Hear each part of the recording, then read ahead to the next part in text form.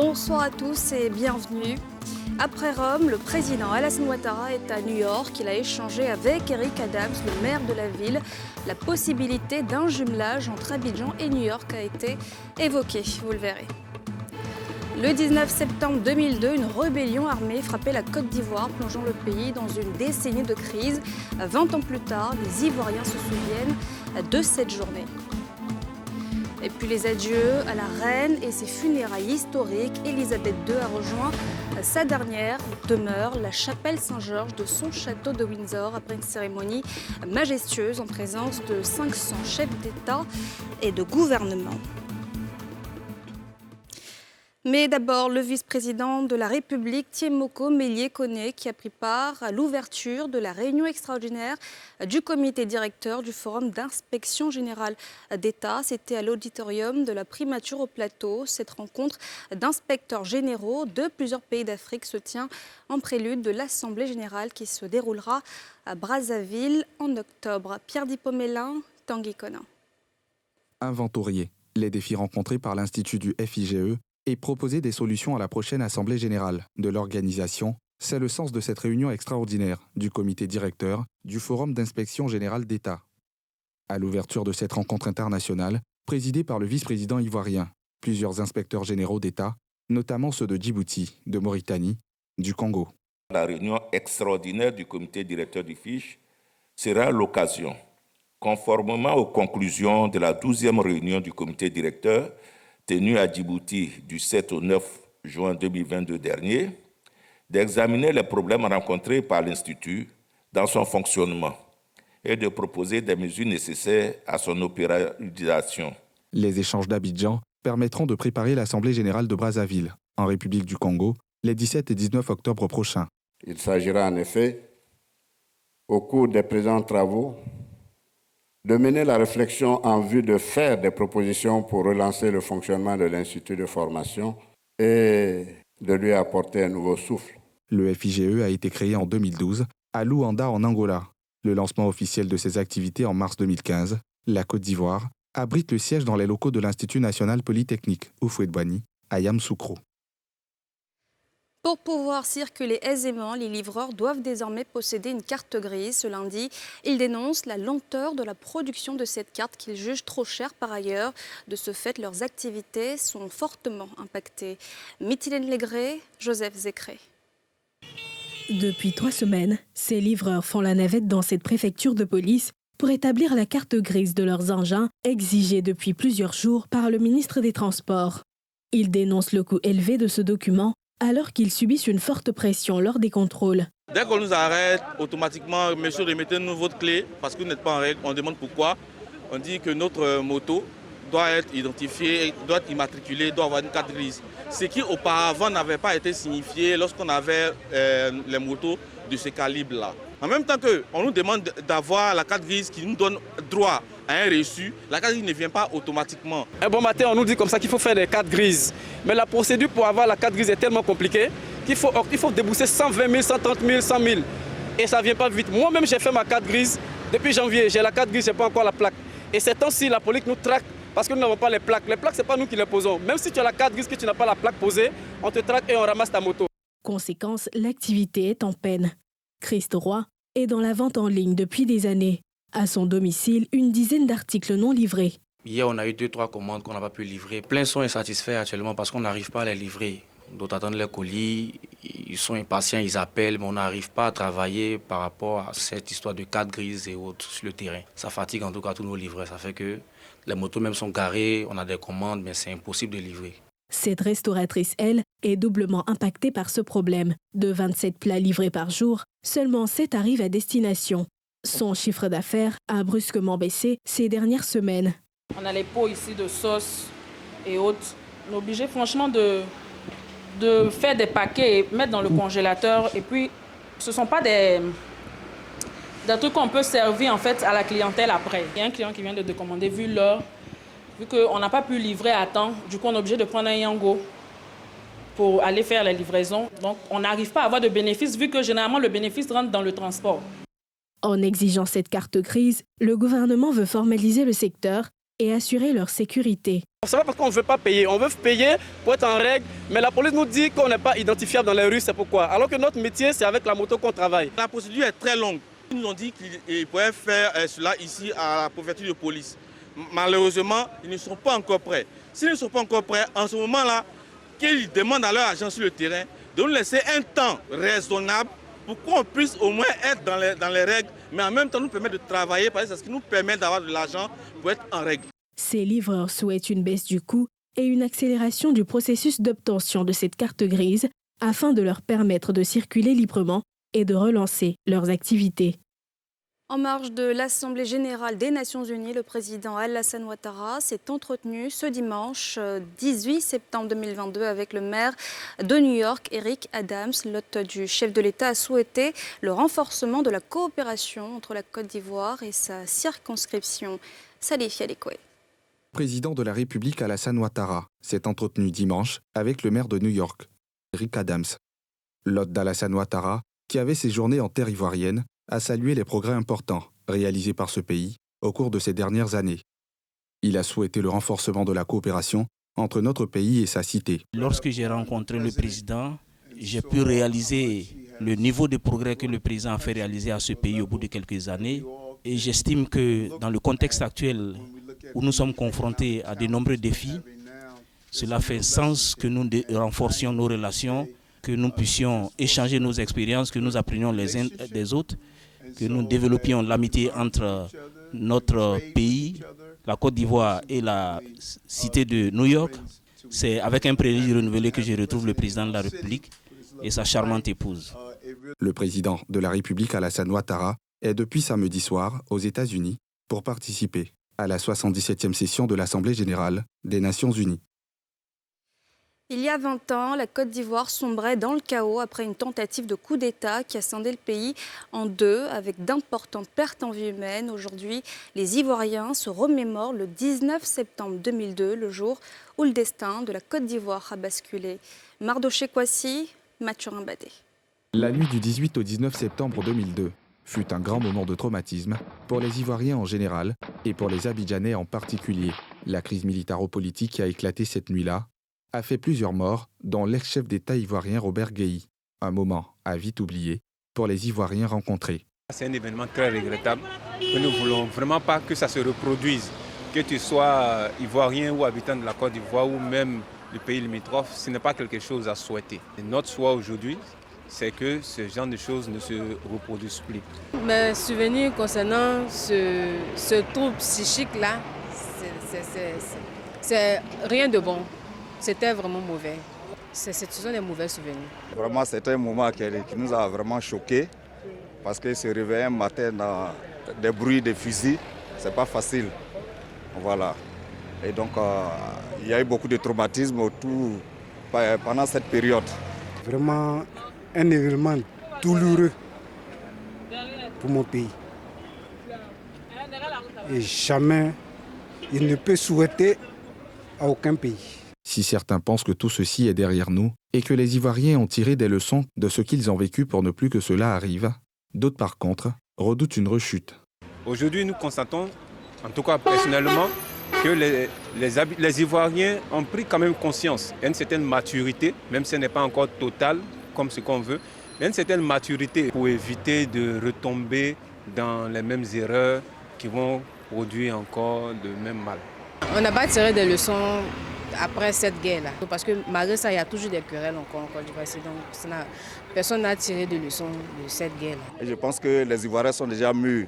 Parce que nous avons vu en 2020, il y a eu beaucoup de bruit de bottes, mais Dieu merci, tout s'est passé dans le calme.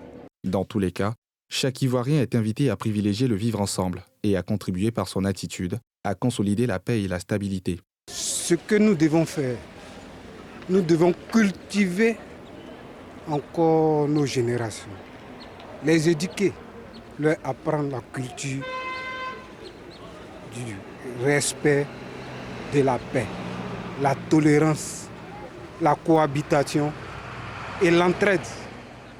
Et blâmer ce qui est guerre. Moi, je dis qu'on doit tout laisser, quoi.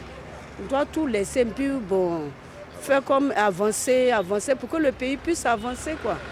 20 ans après cette crise qui avait fait plusieurs morts, les souvenirs restent encore vivaces dans l'esprit des Ivoiriens, qui espèrent ne plus avoir à vivre ce genre de crise. Et puis, 20 ans après sa mort, le général Robert Guéhi bénéficie désormais du statut d'ancien chef d'État. L'information a été donnée par sa fille. Ce lundi, la députée Mireille Guéhi, c'était à l'occasion de la commémoration des 20 ans de sa disparition. Dans le reste de l'actualité, le concours d'entrée au centre de formation pédagogique pour les arts et la culture de l'INSAC, il a été lancé ce lundi. Ce concours enregistre 1000 candidats pour 220 postes budgétaires disponibles. Les précisions de Salif Yalekoué. L'INSAC, Institut national supérieur des arts et de l'action culturelle. Quelques 1000 candidats sur place pour affronter les premières épreuves du concours d'entrée au CFPAC, Centre de formation pédagogique pour les arts et la culture. Au nom de la ministre de la Culture et de la Francophonie, la tâche est revenue à son directeur de cabinet de lancer les épreuves avec le français. Occasion pour lui de prodiguer des conseils aux candidats. Il s'agit, à travers ce concours, de faire la promotion du mérite et de la qualité, pour ne retenir que les étudiants les plus brillants qui auront satisfait aux critères tels que définis par le jury. Et le concours va se dérouler de façon très transparente et dans la rigueur. Pour cette session, ce sont 220 postes budgétaires qui sont disponibles, répartis comme suit. 110 pour les futurs professeurs d'art plastique et 110 pour ceux de l'éducation musicale. Les épreuves prennent fin jeudi. En janvier 2024, la Côte d'Ivoire va abriter la Coupe d'Afrique des Nations. En amont de cet événement, comme d'autres villes, San Pedro se prépare activement afin que ce grand rendez-vous sportif soit une réussite. Dans la ville, d'importants travaux sont en cours, comme en témoigne ce reportage de nos envoyés spéciaux, Nadja Eja et Haruna Zebar. Entrée officiellement en réhabilitation, depuis septembre 2021, la route de la Côtière fait partie des infrastructures qui comptent pour le bon déroulement de la prochaine Coupe d'Afrique des Nations. San Pedro, ville accessible par cet axe à partir d'Abidjan, abrite des matchs dans le cadre de cette grande messe du football. À mesure que se rapproche l'événement, les premiers bitumes de cette route stratégique apparaissent. Au sein de la ville balnéaire, les voies changent progressivement d'aspect. Objectif, terminer les travaux avant le début de la Coupe d'Afrique des Nations. En plus de l'accès de la Côtière jusqu'à Grand Bérébi, il y a des travaux qui sont réalisés au niveau de la voirie, en complément des travaux réalisés par la CAN, dont la voie des Grubés. Et puis même dans le cadre du projet de la Côtière, nous avons 25 km à réaliser dans la ville de San Pedro. Je voulais mentionner que toutes les grandes villes traversées bénéficient d'un linéaire de voirie. Même état d'esprit chez les acteurs du tourisme et du divertissement. Si la tenue de la CAN est une réelle opportunité, il faut surtout être à la hauteur des attentes des visiteurs. San Pedro dispose à ce jour de 172 établissements d'hébergement. Un nombre qui pourrait être revu à la hausse avec en prime l'amélioration des services suite à plusieurs missions des administrations publiques impliquées. L'inspecteur général du ministère lui-même était déjà ici pour regarder un peu l'état de nos établissements hôteliers. Le ministre des Sports aussi a fait plusieurs missions ici. Le président du COCAN également a fait plusieurs autres missions auxquelles on a été associés pour visiter aussi les établissements hôteliers après avoir visité les établissements sportifs. Et donc, autour de la CAN, toute l'administration ivoirienne en région est soudée. Au-delà de l'hébergement, le ministère du Tourisme réserve bien des surprises pour cette CAN. On veut faire de cette CAN un moment de découverte touristique de la Côte d'Ivoire. Donc, nous sommes plus axés, en même temps que nous luttons pour que les uns et les autres puissent être sainement hébergés, nous sommes en train de réfléchir, concevoir des projets pour que ceux qui viennent puissent garder la Côte d'Ivoire en esprit comme un pays de divertissement et un pays de tourisme. Donc, nous sommes en train de mettre en place un festival à Grand Bérébi, ce qui n'existait pas. Mais en plus, en ville, ici, il y a beaucoup d'activités. En tout cas, il y aura un village touristique et artisanal tout le long de la CAN. On veut faire la plus belle CAN de Côte d'Ivoire à San Pedro pour 2024. De leur côté, les travaux de construction des infrastructures sportives dans cette ville se poursuivent pour offrir l'une des meilleures Coupes d'Afrique des Nations. Une première pour la ville et un grand espoir pour la cité balnéaire qui attend déjà les retombées tant sur le plan économique que social. Ce week-end, il y avait du foot à Yamoussoukro. 2 clubs ivoiriens engagés en compétition africaine ont obtenu leur ticket pour les étapes suivantes. Il s'agit de l'ASEC Mimosa qui a battu hier le Coton FC du Bénin 2-0, se qualifiant ainsi pour le second tour des préliminaires de la Ligue des Champions CAF. Quant au Sporting Club de Gagnoa, engagé en Coupe de la Confédération 2022, il s'est qualifié au détriment de l'équipe libérienne l'AS CRFRC après un score de 3-1. Salif Yalekwe. L'ASEC Mimosa s'est qualifié dimanche à Yamoussoukro, la capitale politique ivoirienne, pour le second tour des préliminaires de la Ligue des Champions CAF. Les jaunes et noirs ont battu le Coton FC du Bénin. Score final, 2-0. 2 réalisations de Kramo Aubin à la 7e minute et Oura Anissi à la 94e minute. Au match aller, les Mimos s'étaient imposés à Cotonou 2-1. Le Sporting Club de Gagnoa, deuxième représentant ivoirien, passe également à une autre étape. Les hommes venus du Fromager ont éliminé samedi la formation libérienne de l'Iskre 3-1 lors du match retour du premier tour des éliminatoires de la Coupe de la Confédération 2022 après un nul il y a quelques jours au Libéria. Jean-Marc Okofi avec 2 réalisations à la 47e et 52e minute et Nda Kwadio Jean-Francis à la 57e ont permis à Gagnoa de se qualifier pour le prochain tour. Pourtant, l'équipe libérienne avait été la première à ouvrir le score à la 15e minute. 2-2 pour les équipes ivoiriennes engagées en cette compétition africaine. Et c'était une journée remplie d'émotions pour les Britanniques ce lundi. L'ultime adieu à leur reine, la reine Elisabeth II, qui a rejoint sa dernière demeure après une cérémonie majestueuse en présence de nombreuses personnalités. Le récit de Pierre Dipomélin et Axel Tano. Chant de cornemuse, cavalerie et procession au déroulement millimétré. C'est dans une immense vague d'émotions que le monde a couru aux obsèques de la reine Elisabeth II, lui adressant un dernier adieu. Après un raz-de-marée d'hommages populaires, le cercueil de la souveraine a quitté Westminster Hall, où il était exposé depuis mercredi pour l'Abbey, lieu de déroulement de la cérémonie religieuse. Tiré par 142 marins, l'affût de canon sur lequel a été transféré le cercueil était suivi de près par le roi Charles III, la reine consort Camilla et les autres membres de la famille royale. Près de 2000 personnes ont fait le déplacement, parmi lesquelles le président américain Joe Biden, Emmanuel Macron, Ursula von der Leyen, présidente de la Commission européenne, et Liz Truss, première ministre britannique.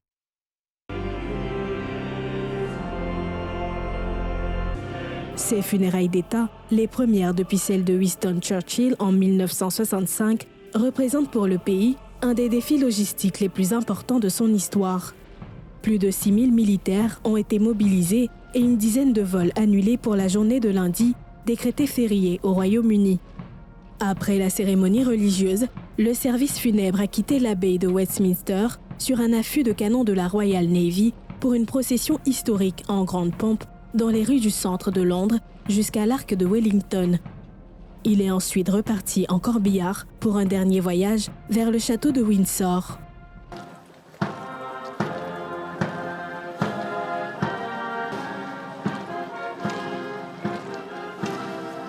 Elisabeth II est inhumée en toute intimité, loin des projecteurs, lors d'une cérémonie privée dans le mémorial George VI, aux côtés de son époux, le prince Philippe, décédé l'an dernier. Partout dans le pays, des tapis de fleurs, des messages émus pour rendre un dernier hommage à celle qui a consacré ses 70 ans, 7 mois et 2 jours de règne à faire briller la couronne britannique. Et voilà, c'est la fin de ce journal. Merci de l'avoir suivi. On se retrouve demain, même heure. Excellente soirée à tous.